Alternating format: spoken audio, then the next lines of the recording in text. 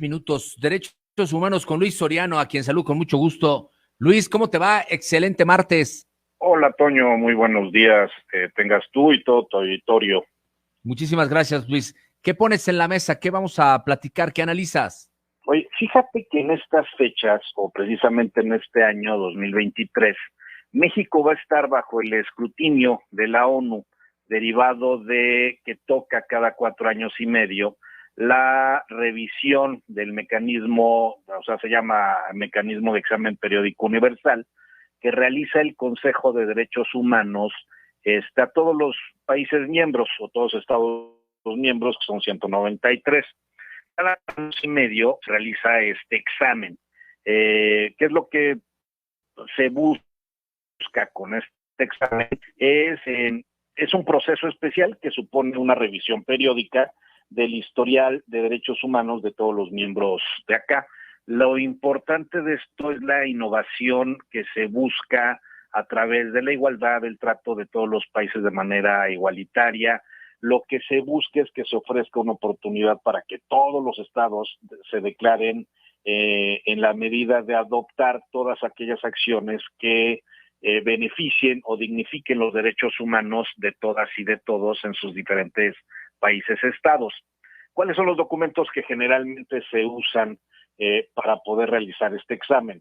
Es la información que proporciona el Estado sometido a un examen, que obviamente se llama informe nacional, la información que realizan expertos y grupos independientes de derechos humanos, así como la información que organizaciones de la sociedad civil de derechos humanos y las instituciones oficiales de derechos humanos realizan, comisiones nacionales de derechos humanos, estatales, etcétera. ¿Qué es lo que yo veo aquí delicado, Toño? Lo que veo delicado es que esto se va a realizar, digamos que en la segunda mitad del año 2023, donde va a arrojar resultados evidentemente para el 2024, año electoral. Claro. ¿Qué significa? Pues que va a haber un tema bien delicado y bien complicado para quien hoy es el partido oficial o para quienes van a estar hoy en estas instancias internacionales, pues porque no podemos olvidar que si finalmente van a participar organizaciones de la sociedad civil del Estado mexicano, pues significa que las organizaciones tendrán libertad de opinar y de generar informes de todo lo que está pasando en México. ¿Y eso qué significa? Pues que van a pasar temas bien delicados, ¿no? Y que se van a decir temas bien delicados, porque además es en foros abiertos.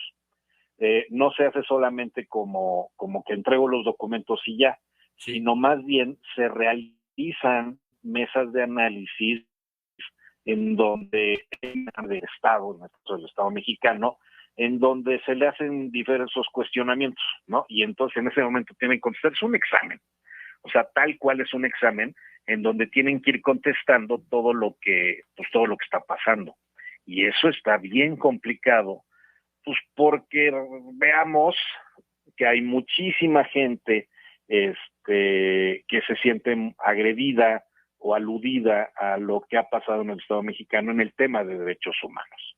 Periodistas de investigación golpeados o vulnerados en las mañaneras, organizaciones de la sociedad civil también siendo objetivos de las mañaneras de ser violentados, de ser lastimados, etcétera, o de ser ignorados, ¿no?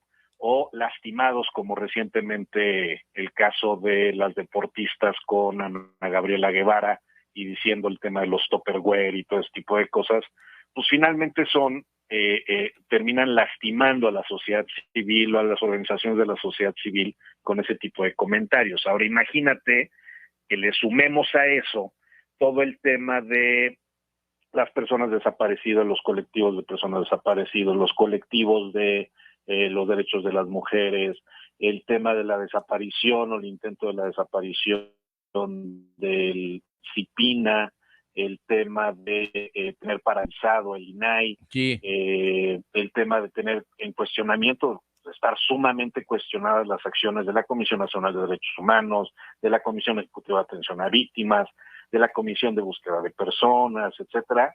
Y entonces todo esto lo sumamos a que pues en este año pues se va a realizar este examen. tema delicado, ¿no? Sí, sí, sí. A ver, algo importante acabas de marcar y acaba de salir Mario Riestra de estos micrófonos y hablaba de que estamos años luz de Dinamarca y pues ese es un derecho a la salud y no lo tenemos, no digo, lo tenemos pero muy, muy pobre, ¿no? Sí, bueno, el derecho a la salud es uno de los muchos derechos que debería empezar a pensar, redireccionar las políticas públicas del Estado mexicano, ¿no? No solamente en materia de salud, sino también de educación, de Claro. asistencia social, de desarrollo social, entre otras. Porque al final del día, todas las políticas públicas, Toño, que no sean con perspectiva de derechos humanos, son políticas públicas que no están armonizadas a nuestra situación actual. Y eso se tiene que tomar en cuenta. Y precisamente, derivado de todo esto, pues tenemos que como que desmenuzar como que hacia dónde pudiera venir este examen. Eso parte de lo que tú dices es cierto, pues el tema de salud, el tema de educación, son temas que se tienen que tomar en consideración. Pero también está la otra, el tema de lo que significa el famoso, bueno, diversas organizaciones de la sociedad civil también han hablado del famoso golpe de Estado blando que ha vivido el Estado mexicano por parte de las fuerzas castrenses que se pudo haber realizado en el 2019. El tema de hacer que el presidente de la República le haya dado muchísimas facultades hoy a las estructuras castrenses, no solamente en tareas de protección de nuestra soberanía nacional, sino pues también el ejército o las fuerzas castrenses están inmersas en todas las tareas de seguridad pública, de todo el país, nacional, estatal, local, donde vemos a mandos militares retirados, y retirados lo pongo entre comillas porque un militar nunca se retira, sigue siendo y sigue pensando como militar, en carteras de seguridad pública en estados y municipios. ¿Cuántos militares no vemos aquí en el estado de Puebla o en los municipios que fueron militares o que son militares ya retirados? Pero no nada más en el tema de seguridad pública, Toño, sino también en ámbitos civiles como turísticos, comunicación, como lo que es aviación, el tema ferroviario, y de repente se va documentando que las fuerzas castrenses pues se han vuelto un ejército empresarial y multimillonario, y esto dicho por muchas de las organizaciones tanto internacionales como nacionales. Y esto finalmente es derivado pues a que se les han encargado todas las obras emblemáticas del actual gobierno, y pues eso tiene un costo y eso cuesta y se tiene que pagar y se tiene que hacer todo este tipo de situaciones, y eso motiva que el ejército sea quien esté cobrando estos servicios, y entonces hace que el ejército se vuelva un ejército empresarial y multimillonario, ¿no? Y esto puede motivar que en el examen que se vaya a realizar pues sea parte de esta cuarta revisión que se puede dar en México.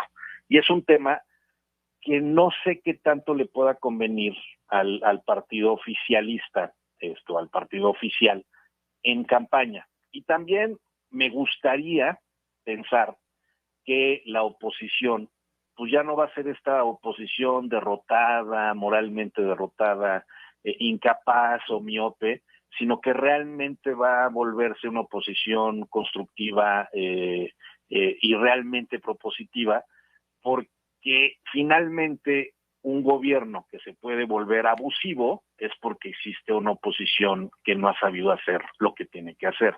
Tiene que haber un equilibrio, pero el equilibrio no solamente es de quien está en el poder, sino también de quien es oposición, ¿no crees? Sí, sin duda alguna. A ver, los medios importantes, los medios somos de verdad importantes. Ese tema también, coadyuvar en ese sentido, Así pero es. quienes no estamos con la opinión o el ala del presidente de la República, somos aniquilados por sus huestes, ¿no? No, incluso yo con todo lo que te estoy platicando, que además no es solamente lo que yo opino, sino finalmente está documentado mucho de lo que platico, es que yo también estoy en este objetivo de estas huestes que dices, ¿no? Y es precisamente donde nos damos cuenta que las cosas no están bien y que las cosas las tenemos que construir. El tema de la violencia que se está viviendo en el país es un tema que es de primera persona, o sea, el conductor que va y que le toque el claxon al otro, o que lo rebasan y entonces se arma un escándalo y puede haber hasta pleitos, heridos y muertos, pues lo que pasó en Hermosillo, ¿no? Con la muerte de todas estas personas que andaban en sus vehículos de montaña, ¿no? Y todo ese tipo de cosas. Son situaciones que están violentando todo esto. Y entonces México tendría que estar pensando no en cómo ocultar este tipo de situaciones, sino tendría que estar pensando en cómo resolver estas situaciones. Y déjame decirte que dentro de todo esto, pues hay algunas alternativas que nosotros en Voz Ciudadana pues hemos estado tratando de decirle al Estado mexicano, oye, pues puedes hacer esto, puede funcionar y puede mejorar el examen que viene para adelante, ¿no? Y el examen que se puede dar. Pero sí es complicado y pues tienes razón, es un tema difícil lo que está pasando. Sí, sin duda, sin duda. ¿Con qué rematas, mi queridísimo Luis? Pues mira, yo remataría nada más diciéndoles que es bien importante que se busque la conciliación con las organizaciones de la sociedad civil. No se puede lograr a través de Gobernación o la Comisión Nacional de Derechos Humanos. Yo creo que tendría que ser a través de la Secretaría de Relaciones Exteriores, que es quien ha mantenido un buen diálogo sano y contundente con estas instancias. Hay que revalorar la eliminación de las instituciones de derechos humanos como el CIPINA y otras más. Necesitamos redireccionar las políticas públicas, como lo decíamos hace rato. Necesitamos implementar de manera seria el Programa Nacional de Educación de Derechos Humanos y finalmente necesitamos cambiar el paradigma de los derechos humanos, de pensarlo con una lógica nacional y pasar a pensarlo como una lógica local. Y reitero, la municipalización de los derechos humanos puede ser el camino o la ruta idónea para poder generar paz en el Estado mexicano, pues es desde lo local como podemos construir estas situaciones. Perfecto. Luis Soriano, muchísimas gracias por tu participación y nos escuchamos el próximo martes. Claro que sí, Toño. Abrazos. Un abrazo, gracias.